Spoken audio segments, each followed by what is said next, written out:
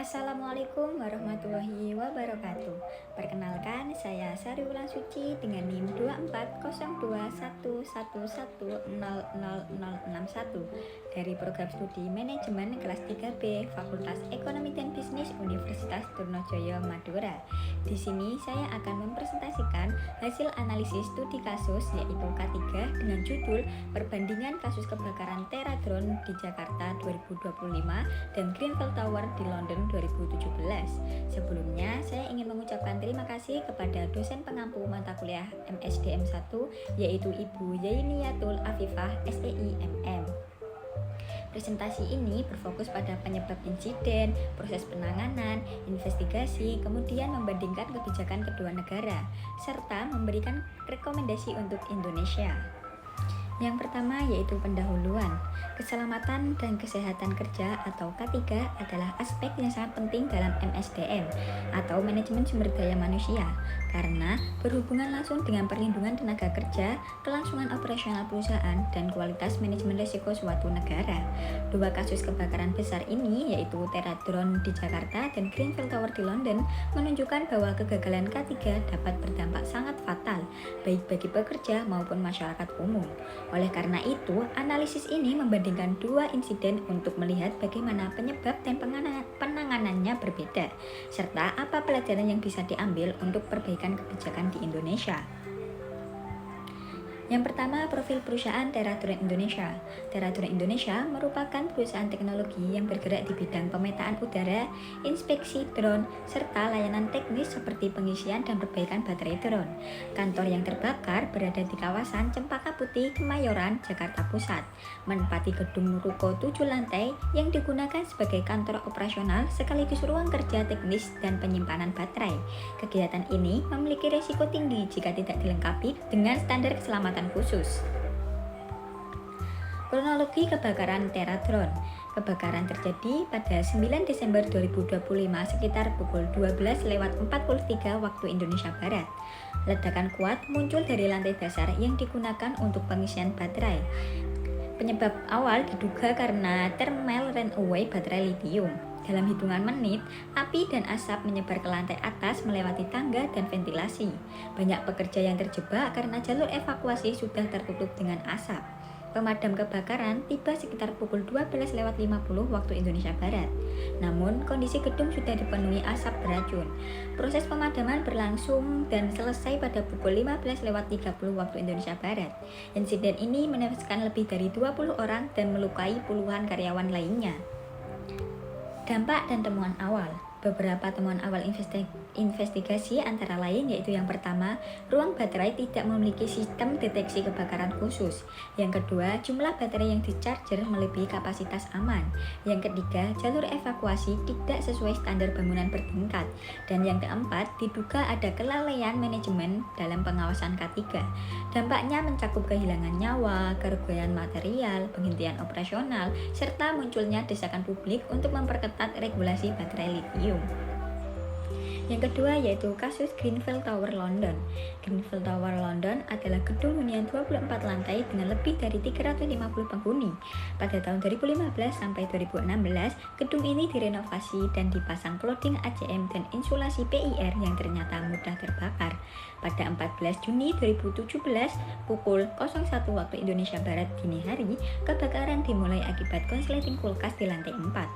Api kecil tersebut menyebar sangat cepat ke fasad gedung karena material cladding bekerja seperti cerobong panas. Dalam waktu kurang dari 30 menit, hampir seluruh sisi gedung habis terbakar. Faktor penyebab dan permasalahan.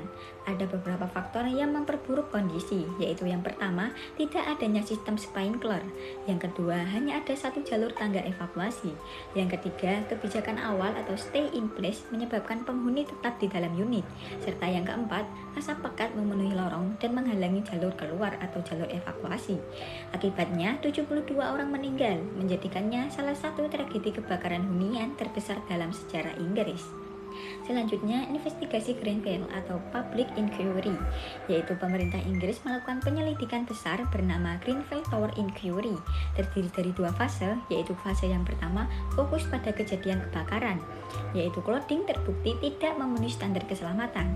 Selanjutnya, alarm tidak berfungsi maksimal dan kebijakan stay put dinyatakan fatal. Sedangkan fase yang kedua yaitu investigasi mendalam. Yang pertama, produsen clothing terbukti menyembunyikan risiko. Yang kedua, regulator dianggap lalai dalam pengawasan. Serta yang ketiga, kontraktor tidak mengikuti standar saat renovasi. Proses hukum masih terus berlanjut hingga sekarang. Perbandingan penyebab. Yang pertama, Teratron Indonesia, yaitu kelalaian operasional perusahaan dan risiko berasal dari penanganan baterai lithium yang tidak sesuai standar. Sedangkan Grenfell Tower Inggris, yaitu kegagalan sistematik industri konstruksi dan regulasi nasional, dan material mudah terbakar diizinkan digunakan pada bangunan publik.